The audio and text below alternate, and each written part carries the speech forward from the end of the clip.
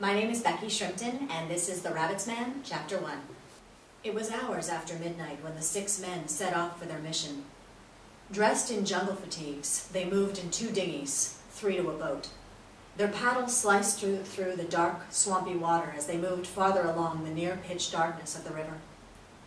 2 men paddled in each boat, while the 3rd manned the front with an AK-47 assault rifle resting across the thigh. Their leader, Bartholomew, a rugged, cold individual, crouched in front of the first boat, peering ahead. They passed several fishing boats and the villages along the way, but the inhabitants were all indoors and asleep. No one took notice of them. Bartholomew thanked his luck. This was his mission from the start, one he knew he'd been destined to carry out. He'd personally handpicked his men for the raid. They were tough, brutal, and merciless. They were all willing to go the distance with him towards shedding of blood, which was the purpose of this mission. Every man in his unit was sworn in blood to protect their land from being ridden into extinction by rapacious foreigners and conniving oil profiteers, the ones under the umbrella of the government responsible for raping their land. All other militant army groups had folded to the government's laws and pressures, or fallen victim to their own capriciousness. But not them. The United Niger Delta Brigade. Tonight, their action will justify to the world their unwillingness to cower from taking back what was theirs. They came to the end of the brackish river, which opened into the expanse of the Bonny Estuary. Federal gunboats were known to patrol the area, but the decrease in militant activity since the previous year, when the government negotiated an armistice with the last remnants of militant rebels, had slackened their efforts to the point of it being almost non-existent. Budgetary cuts, too, had helped worsen their malaise. Bartholomew and his men took comfort in this. Their attack would be a shocking surprise, the likes of which no one would expect.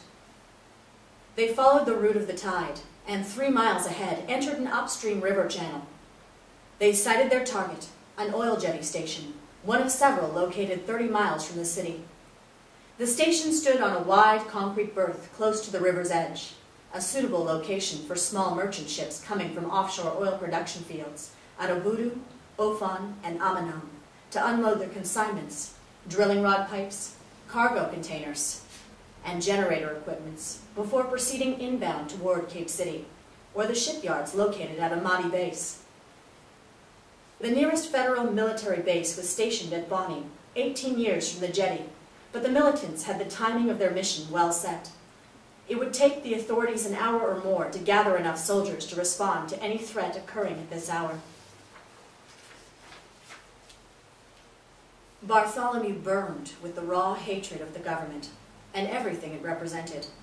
All the years of growing up and watching his people being forced and beaten from their indigenous homestead to make way for the foreign companies to come and siphon their oil, with them not having a say in the matter, of being chased by the Navy gunboats, hiding whenever they sabotaged any oil pipelines with pittance effects, had fueled within him the urgent call of taking the war to their enemy's backyard, wanting them and the public to know what it feels to be afraid.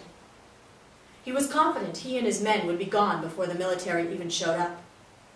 Bartholomew's attention was focused on the large building situated 20 feet from the berth. From where he stood, he could make out a lone guard patrolling behind the wire-meshed gate of the compound. There were supposed to be 2 of them. He and his men had studied stolen blueprints of the building and knew where every office and door led, including the number of guards in the compound. Their target were some expatriate engineers residing in the building who had arrived 2 days prior to inspect some imported fuel pumps. The militants hunkered in their boats as they approached the quay. The lead boat came alongside the bushy coastline, away from the jetty's bright lights. Bartholomew signaled his men to get ready. Each man appraised his weapon and flicked off the safety. The 6 militants of the United Niger Delta Brigade alighted and crept up the soggy ground until their feet touched dry land. They hid from the bright, roving lights and scrambled across the concrete front of the quay toward the east section of the complex. They were on enemy territory now. There was the distant throbbing sound of working generators that powered the complex building. Everything else was quiet. Bartholomew led his men around the side of the compound toward the front gate where he had earlier spotted one of the patrolling guards. The gate was electrified. This they knew about already. They hid behind an embankment situated next to the compound and waited. Bartholomew gave one of his men his assault rifle and took off his fatigue jacket and pants, which hid a blue coverall similar to the one any regular night shift worker stationed at the jetty. He approached the gate and hissed at the lone patrol guard to catch his attention. "Hey there, my man." He lowered his voice as he called out in pidgin. The guard stopped and looked in his direction, his rifle slung behind his shoulder. He bore no alarm at seeing him. Bartholomew produced a hand-rolled cigarette from his coverall's hip pocket. "How you dey manage?" "Me? I just dey fall out for knife shift. I beg, you fit assist me with lighter or matches?" The guard seemed to contemplate for a moment, then came forward, muttering under his breath. Bartholomew saw fatigue in the guard's demeanor, no sign of being suspicious as to his presence, and knew he wouldn't be a problem. The guard got to the gate and unearthed a set of keys to unlock it. Bartholomew entered the compound, still holding his cigarette in front of him, while his other hand held a pistol with a silencer behind his back. The guard was checking his pockets for a lighter, and didn't see the gun pointed at him. Bartholomew shot him twice. Aside from the dull cough of the silencer, the only other sound was that of the guard grunting before falling to the ground dead. His lighter clattered beside his leg. Bartholomew scooped the guard up by his armpits, his eyes darting everywhere as he dumped the body inside the empty security house beside the gate. He glanced around, making sure he was in the clear before waving his men over. He shut the gate after his men, hurried inside the compound, and took back his assault rifle. A cobbled pathway led to the 3-floor company building. 3 white trucks were parked beside the front entrance. Bartholomew and his men huddled behind one of them. He could see through the glass-fronted door of the building into the lobby. There weren't any guards positioned there. He sent 2 of his men to scout around the building for the other patrolling guard. They returned 2 minutes later and reported no sight of him. Bartholomew decided to chance it. He and his men approached the front door of the building's lobby, and he held it open for his men to slip inside. Past the lobby was a wide corridor with numerous offices, all of which would be locked and deserted. A center stairwell led to the 2nd and 3rd floor. The night shift workers were quartered on the 2nd, while the expatriates on the 3rd. Lambs gathered together, waiting to be slaughtered. "It's time, my brothers. Time to make our people proud," Bartholomew whispered to his men. The 6-man team divided. Bartholomew took 2 of his men and signaled the other 3 to take care of the night shift workers. He crept up the stairs leading to the 3rd floor with his men trailing behind, cradling their weapons. The sound of gunfire coming from the 2nd floor was instantaneous, sounding like exploding firecrackers, and reverberated around the building. Bartholomew and his men had just stepped off the stairs into the 3rd floor landing when a door down the left corridor opened and one of the expatriate engineers, a middle-aged Briton who'd been finding it hard to fall asleep, stepped out wearing a shirt and a pair of briefs. He was the first to see the armed militants and only had time to mutter, "Dear God," in shock before catching a hail of bullets fired from Bartholomew's assault rifle. The bullets tore through the Briton's torso and limbs like a razor. The force of the bullets threw him against the far wall before falling to the ground. Another door opened just as Bartholomew and his men rushed forward, their hearts beating with adrenaline and excitement as one by one they emptied their magazine rounds at the engineers. An alarm sounded as Bartholomew took one last look at the other dead corpses his men had killed, lying sprawled on their beds. He and his men returned to the 2nd floor, leaving behind a scene of death. The 2nd floor bore a similarly deathly scene as the one upstairs. They met with their other colleagues and trooped down the stairs together.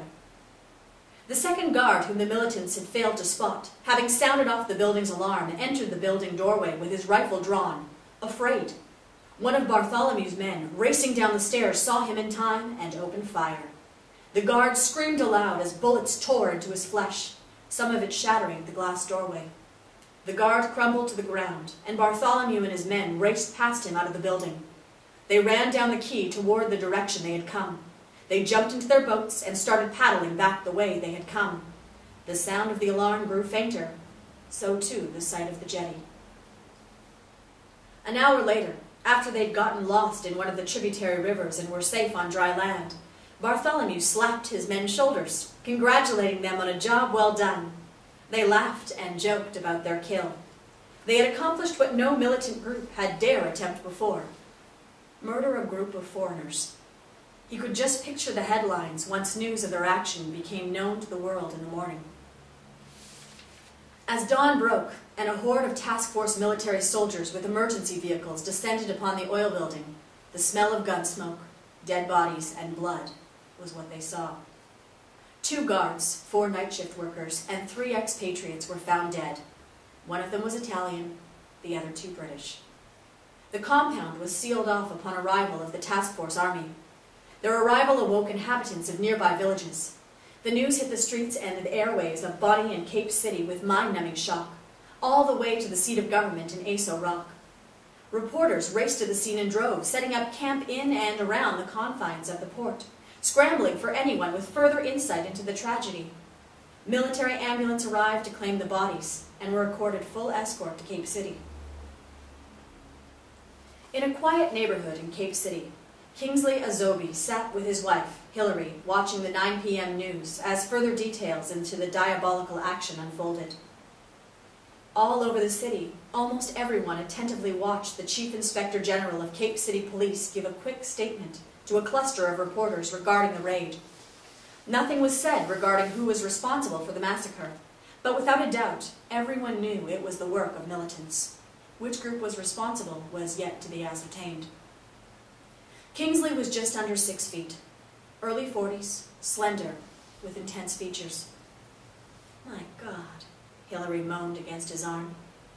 "This is horrible. You'd think we'd be done with these militant crazies already. Who do you think could have done it?" she asked him. "Hard to say. There's so many breakout factions, all of them staking their infamous claims. It's hard to keep up with them. They've degenerated into evil. They've gone from sabotaging oil installations to murdering armed soldiers and now foreigners. They learned the hard way, I guess. They've gone insane, that's what they've learned. Didn't the government grant them some form of armistice?" Kingsley nodded. All a bunch of words and no substance. Half of these militants are kids, young, illiterate punks who want money and nothing to do with education. The government came up with that armistice crap because they just don't know how or what to do. Their options are useless. "The military will find them," Hilary affirmed. "They can't murder innocent people and expect not to be caught." "That's what happens when men start loving guns," Kingsley murmured. "They become almost invincible." He was staring at the TV screen, but his eyes saw beyond it. He saw a younger version of himself, armed like a militant, years before the word ever existed in the Nigerian lexicon. He and his vigilante squad were robbing banks, murdering public officials, and selling weapons to whoever afforded the price. Hilary shook his arm. "Honey, are you okay?" Kingsley looked at her. His eyes were still far away, still looking at his past, and it took another arm shake before he awoke in the present. Yes, I'm fine. I said this was bound to happen, Hilary. This is just the beginning." In an office located in an undisclosed government building in the heart of central London, 2 senior officials from the Foreign Office were having a chit-chat regarding the Niger Delta turmoil in Nigeria. A month had passed since the Jetty massacre, and both men were formulating a reckless and daring plan they reckoned would take advantage of what was happening in the turbulent oil region.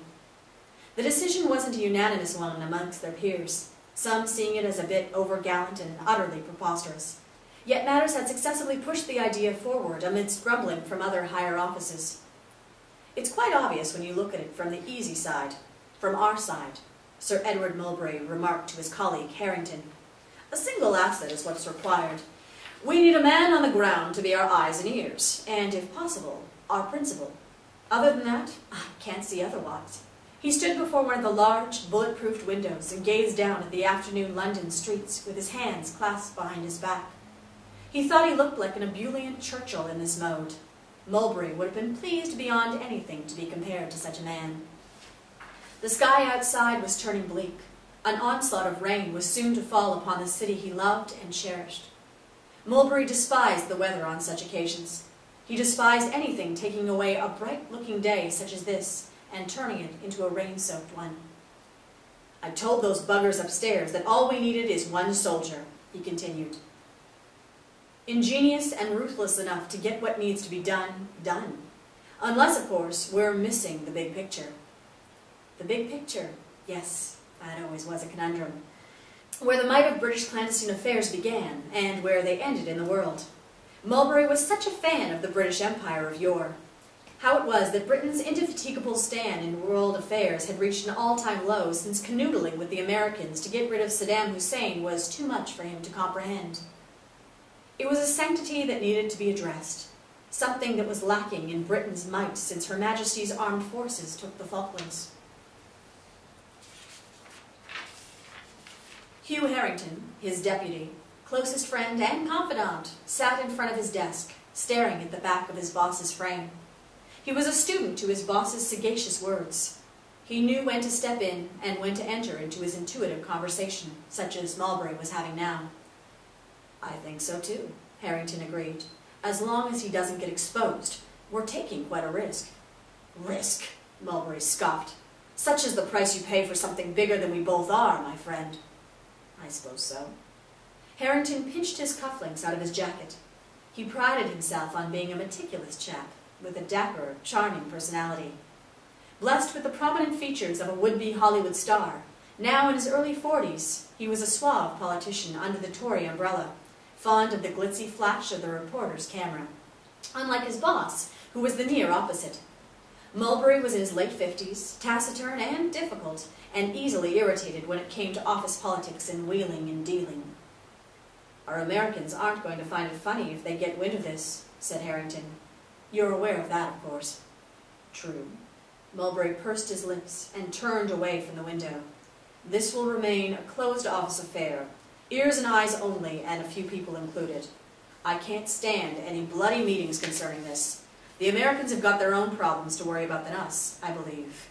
Harrington reached for a file on his boss's desk that contained old newspaper clippings, fragmentary surveillance reports, and photos. He picked one of the photos and admired the features of the man on it. He had gone through the contents of the file over and over and knew everything by heart. He's got quite a history, this Nigerian fellow.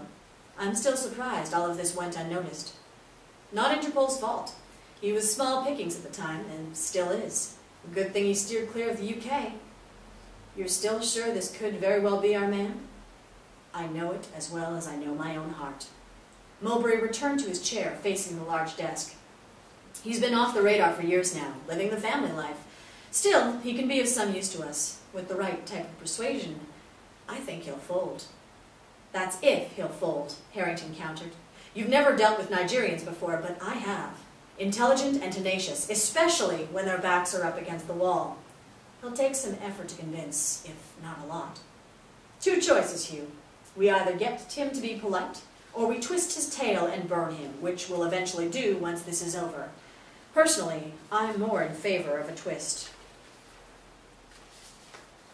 He's going to put up a fight. If I'm in the bastard's shoes, I definitely will. It's going to be a hard sell. Something our asset will need to be careful about. Mulberry shrugged. A good lad he is. Our asset, I mean. I've read his dossier and seen what he's capable of doing. I think he'll make things happen. Has he been briefed? Mulberry smiled approvingly. Even as we speak. Downing Street doesn't want to know about it until it is successful, and I want it that way. Quiet and smooth. In the event that things don't work out, our asset will make sure nothing else does. Harrington closed the file and dropped it back on the table. Such is how secret wars are begun.